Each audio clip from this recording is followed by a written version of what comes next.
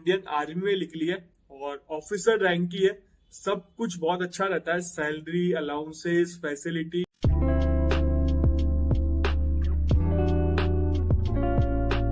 नमस्ते भाइयों, क्या हालचाल है आप सबके, और आप सबको गुड मॉर्निंग। आज अपन बहुत अच्छी वैकेंसी की बात करेंगे, वो भी इंडियन आर्मी में निकली है और ऑफिसर रैंक की है। सब कुछ बहुत अच्छा रहता है, सैलरी, अलाउंसेस, फैसिलिटी। बहुत ही रेपुटेटेड, मतलब बहुत रेपुटेशन वाली जॉब है ये, तो मिस ना करे। जो मतलब फ्रेशर अप्लाई कर सकता है, इसमें बस एक कंडीशन है, वो मैं आपको बता दूंगा।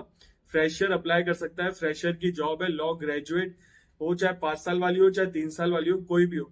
और ये शायद मैं बना तो वीडियो 31 तारीख को रहा हूँ, और ये नोटिफिकेशन 30 तारीख का है, जहां तक मुझे पता है। ये नोटिफिकेशन 30 तारीख का है, और वैकेंसी भी ठीक है। इसमें इसमें इतनी वैकेंसी निकलती है, ज्यादा वैकेंसी नहीं निकलती। वैकेंसी का नंबर भी अच्छा है, तो जो जो एलिजिबल है वो फिल करना। और ये वीडियो शायद आपको 2 तारीख को देखने को मिलेगा, और मैं कोशिश भी कर रहा हूँ, क्योंकि मेरा जेएलओ का पेपर है, आप सबका भी होगा। और सबको ऑल दी बेस्ट।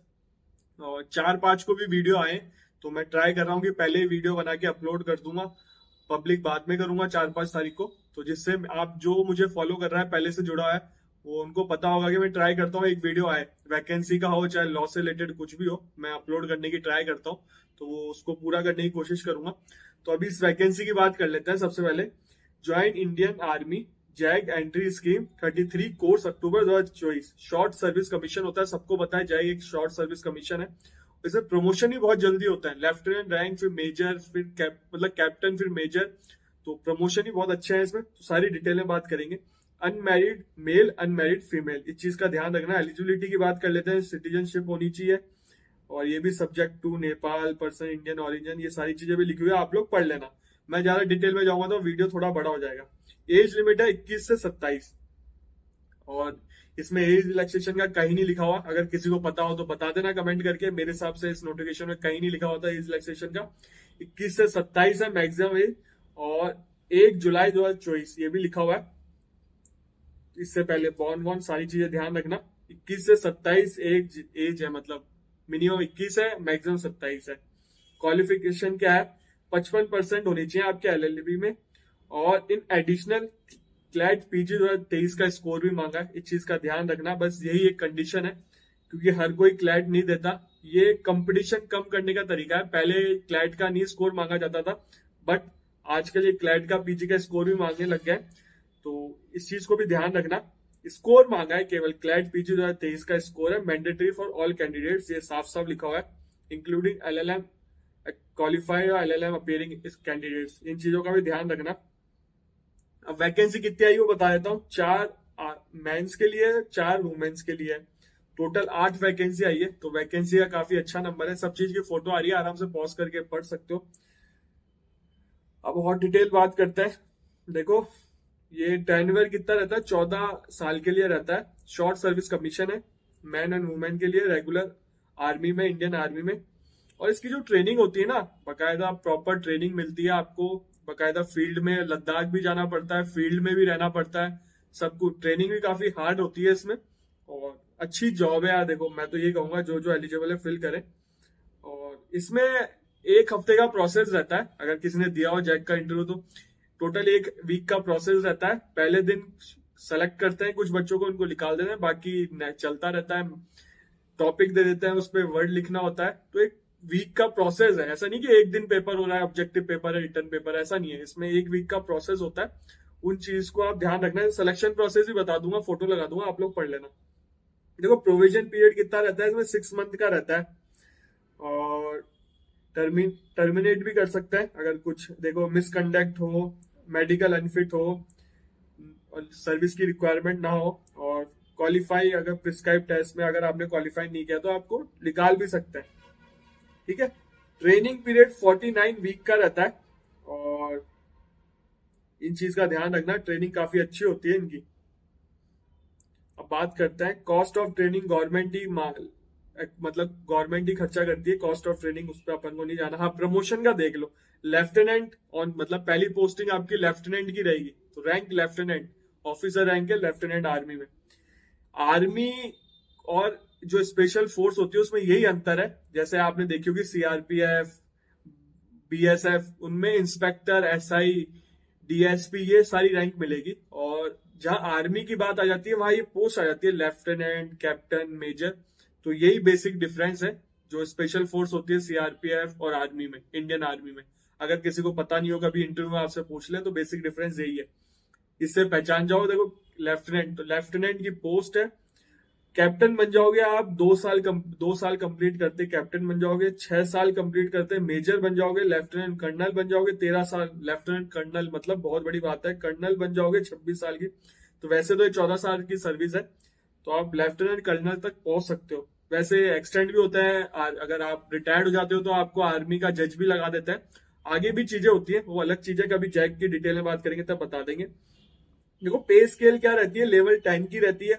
लेफ्टिनेंट की है 56,000 से लेकर 1,70,000 के आसपास। कैप्टन की है, आप पहली पोस्ट आपकी लेफ्टिनेंट की रहेगी तो पे स्केल ये रहेगी। कैप्टन बन जाओगे तो आपको 61,000 से लेकर 1,90,000 के आसपास हो जाएगी। मेजर बन जाओगे तो 69,000 से लेकर 2 लाख के आसपास हो जाएगी। लेफ्टिनेंट कर्नल बन जाओगे तो 1,21,000 से लेकर 2,12,000 के आसपास तक हो जाओगे।